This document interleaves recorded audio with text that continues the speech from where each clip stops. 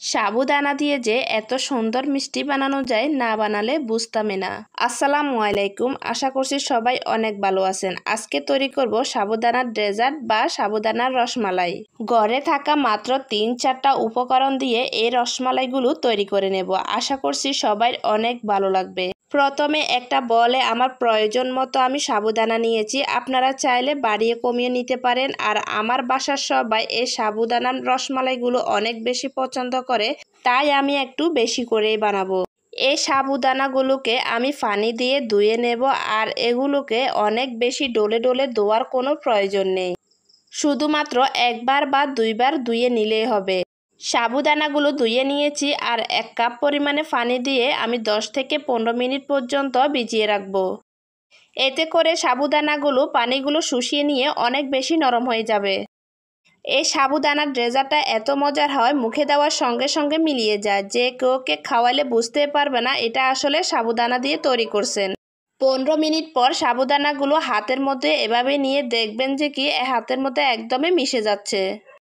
এ পর্যায়ে সাবুদানার সাথে সামান্য একটু লবণ দিয়ে ভালো করে মাখিয়ে নিতে হবে।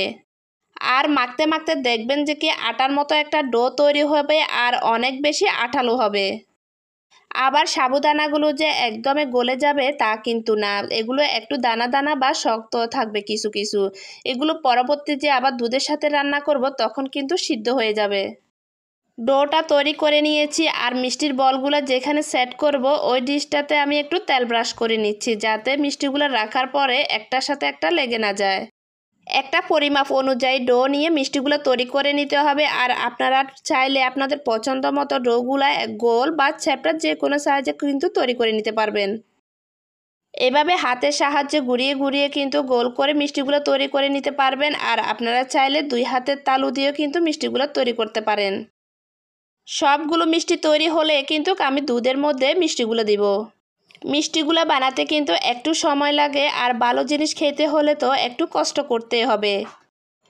এভাবে করে আমি এক এক করে সবগুলো মিষ্টি তৈরি করে নেব। আর মিষ্টিগুলো তৈরি করা হয়ে গেলে একটা সাইডে রেখে দেব। এরপর একটা প্যানে আমি 1 কেজি পরিমাণে তরল দুধ দিয়েছি। 1 কেজি দুধের মধ্যে 1/3 কাপ পাউডার দুধ দিয়ে দিচ্ছি। আর সাথে দিয়ে দিচ্ছি 2 টুকরো দারচিনি। এটা আপনারা চাইলে স্কিপ করতে পারেন। এখন দুধটা হালকা গরম হওয়া পর্যন্ত অপেক্ষা করব আর সবকিছু নেড়েচেড়ে দেব।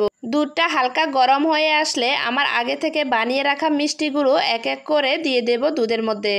সবগুলো মিষ্টি দেওয়া হয়ে গেলে আমি এখন হালকা করে একটু নেড়েচেড়ে দেব, যাতে একটার গায়ের সাথে একটা লেগে না থাকে। এগুলো সিদ্ধ হইতে কিন্তু খুব বেশি একটা সময় লাগে না, খুবই অল্প সময়ের মধ্যে কিন্তু এগুলো সিদ্ধ হয়ে যায়। এখন দুধটা বলক আসা পর্যন্ত অপেক্ষা করব। দুধের মধ্যে যখন বলক আসবে তখন কিন্তু মিষ্টিগুলো আপনি কিন্তু উপরের দিকে বেশি উঠবে। আর মিষ্টিগুলো দেখতে কিন্তু একদমই কাঁচের মতো হয়ে যায়। দুধের মধ্যে যখন বলক আসবে আর মিষ্টিগুলো যখন উপরের দিকে বেশি উঠবে তখন কিন্তু খুব বেশি একটা নাড়াচাড়া করা যাবে না, আর তখন কিন্তু মিষ্টিগুলো সফট হওয়া শুরু করবে। এগুলো সম্পূর্ণ সিদ্ধ হওয়ার পরে কিন্তু আমি মিষ্টিটা ব্যবহার করব। সিদ্ধ হওয়ার আগ পর্যন্ত আমি কোনো প্রকার মিষ্টি ব্যবহার করব না। চুলার হিটটাকে কমিয়ে এগুলোকে আমি দুধের সঙ্গে রান্না করে নেব 10 থেকে 15 মিনিট পর্যন্ত। এর মধ্যে কিন্তু একটু পর পর হালকা হাতে নেড়েচেড়ে দিতে হবে। প্রায় 15 মিনিট পর্যন্ত রান্না করার পর এখন অ্যাড করে দেব 1/2 কাপ পরিমাণে কনডেন্স মিল্ক। আপনারা চাইলে কনডেন্স মিল্কের পরিবর্তে চিনিও দিতে পারেন। এবার আমি সব কিছু একসঙ্গে ভালো করে মিশিয়ে নিচ্ছি। এই তো দেখতে পাচ্ছেন সবগুলো মিষ্টি একদম দুধের উপরে বেশি উঠছে আর দেখতে মনে হচ্ছে একদম কাঁচের মতো পরিষ্কার। আর এর মধ্যে কিন্তু দুধের যে মিশ্রণ সেটা কিন্তু খুব সুন্দরভাবে সাবুদানার সাথে মিক্স হয়ে বেশ ঘন ও ক্রিমি হয়।